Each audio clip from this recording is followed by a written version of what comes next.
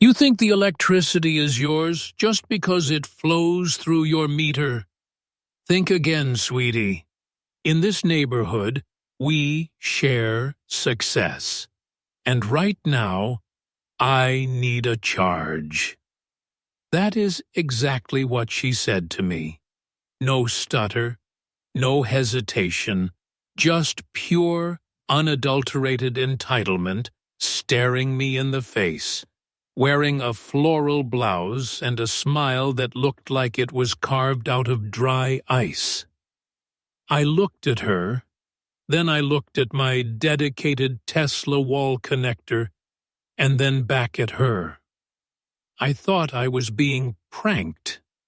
I thought surely there is a hidden camera somewhere. But there wasn't.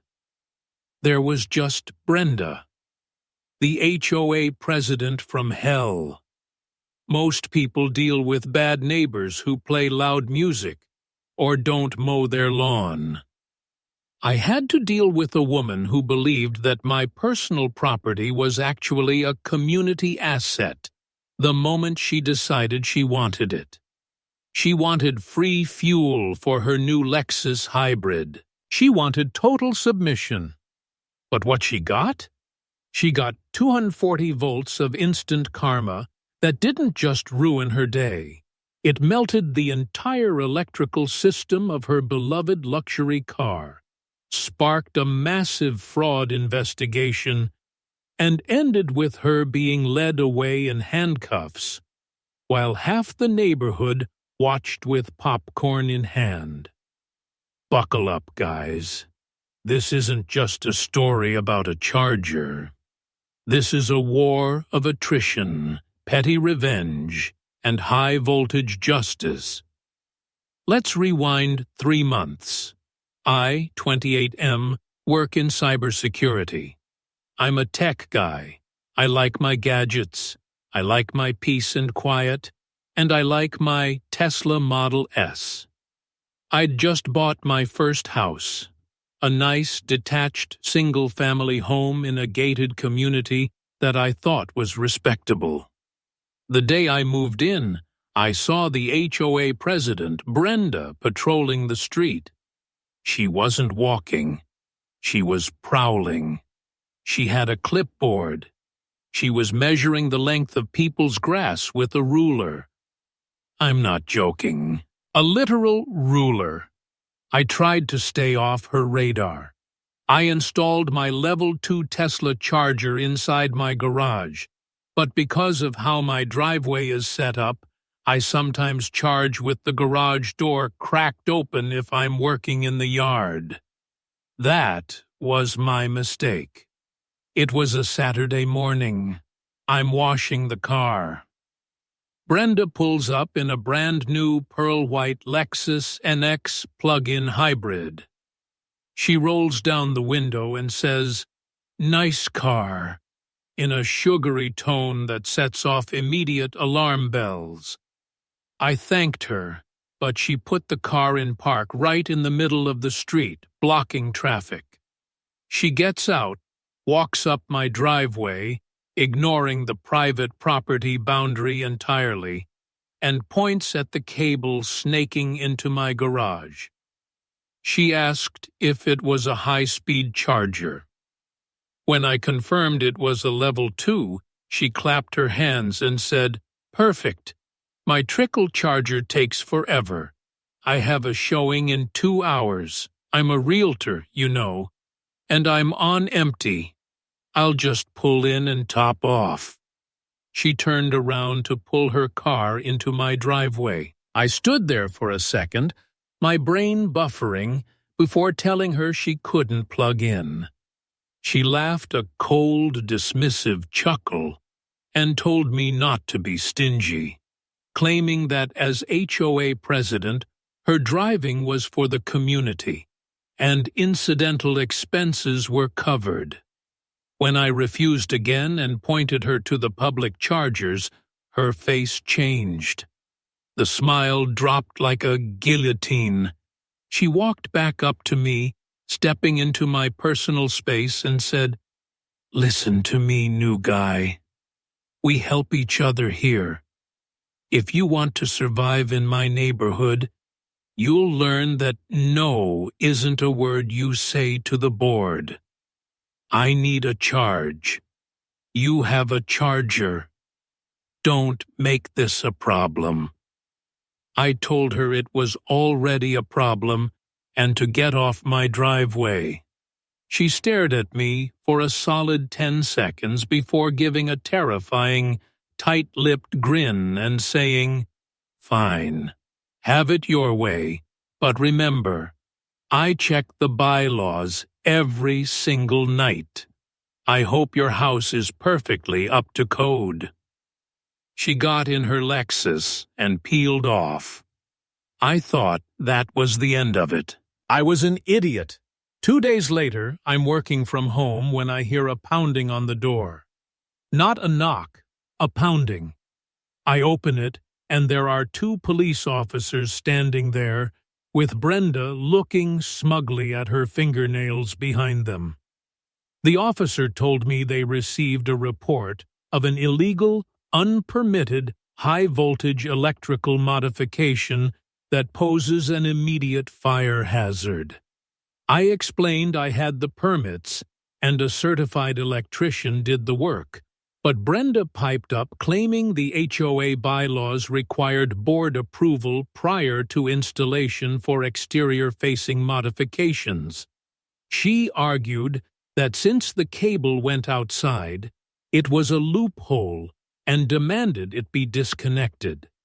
I invited the officers inside and showed them the pristine breaker panel, the city inspection sticker, and the UL listing. The officer confirmed legally I was fine with the city and told Brenda it was a civil matter, not a fire hazard. Brenda's face turned purple, screaming about Article 4, Section C.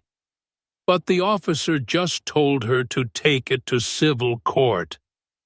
As they left, Brenda lingered on the sidewalk, caught my eye, and mouthed the word, "Watch."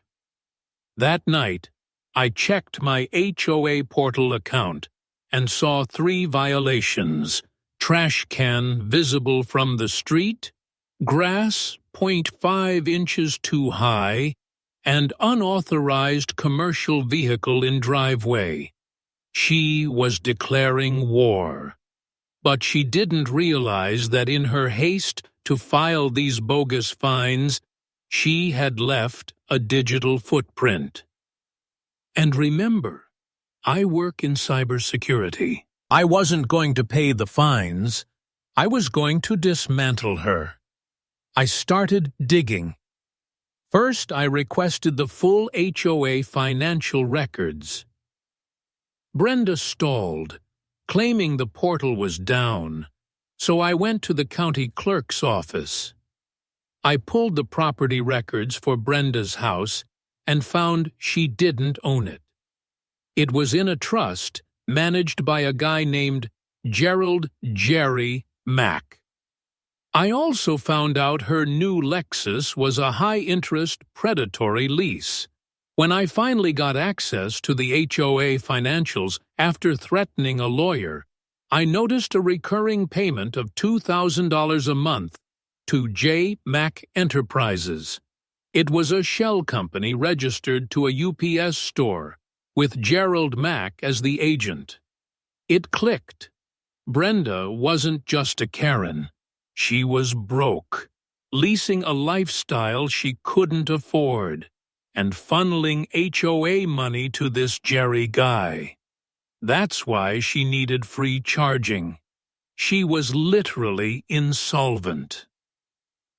A few days after I started asking for records, Jerry, the so-called HOA treasurer, showed up at my door.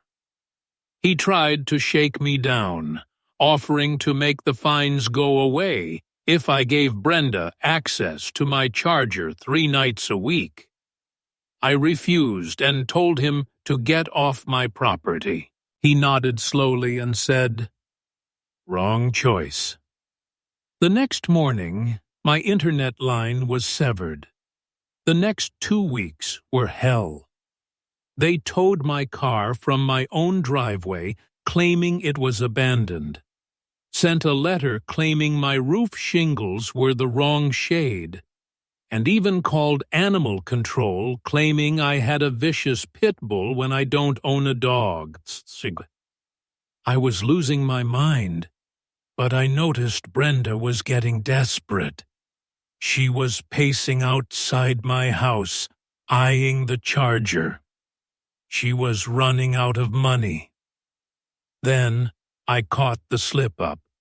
At 2 a.m. on a Tuesday, my motion sensor alerted me to Brenda in her pajamas, trying to pry open my garage side window to snake an extension cord in. She failed, but the intent was clear. I installed a new locking mechanism and rigged the external outlet she was eyeing with a high-load smart switch and a hidden 4K camera. I also went to see Mr. Henderson, the old HOA president Brenda had ousted. He was a retired forensic accountant. When I showed him the spreadsheets, he identified Jerry as Brenda's ex-brother-in-law and confirmed they had run similar grifts before. We spent the next 3 nights building a dossier to present at the annual HOA general meeting in 3 days. But I knew she would try one last thing before then. The day before the meeting, I pretended to go out of town but hid inside my house. I left the garage door cracked open just 3 inches. At midnight, Brenda pulled up. She had a weird homemade adapter that looked like a spliced dryer plug. She wanted the 240V juice. I watched on the monitor as she slid under the garage door, plugged her monstrosity into my energized outlet, and ran it to her car. But because she had rigged a bypass and ignored safety grounding, the moment she plugged it into her Lexus, there was a loud pop like a welder striking an arc. Blue light flashed, smoke poured from the hood, and the car alarm went haywire. Brenda screamed. I flipped the breaker and stepped out, phone recording. I told her she just fried her car's onboard charging module by trying to steal electricity. She tried to blame me, but I told her to save it for the meeting. At the meeting, Brenda tried to have me evicted, claiming I damaged her vehicle. That's when Mr. Henderson projected the 4K footage of her breaking into my electrical supply with the homemade cable, followed by the spreadsheets showing the theft of $45,000 via J-Mac Enterprises.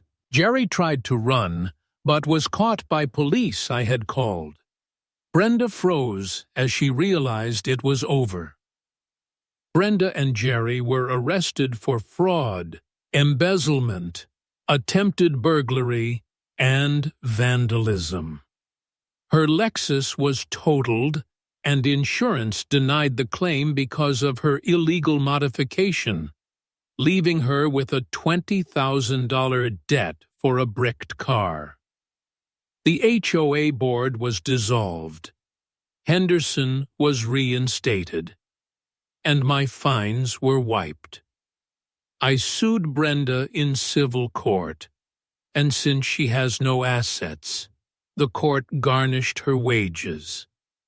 She works at a call center now, and every month I get a check for $150 from her, which I use to pay my electric bill. So, 2 lessons. Don't mess with the IT guy who reads spreadsheets. And if you don't understand electricity, don't try to steal it. You might just shock yourself into a jail cell.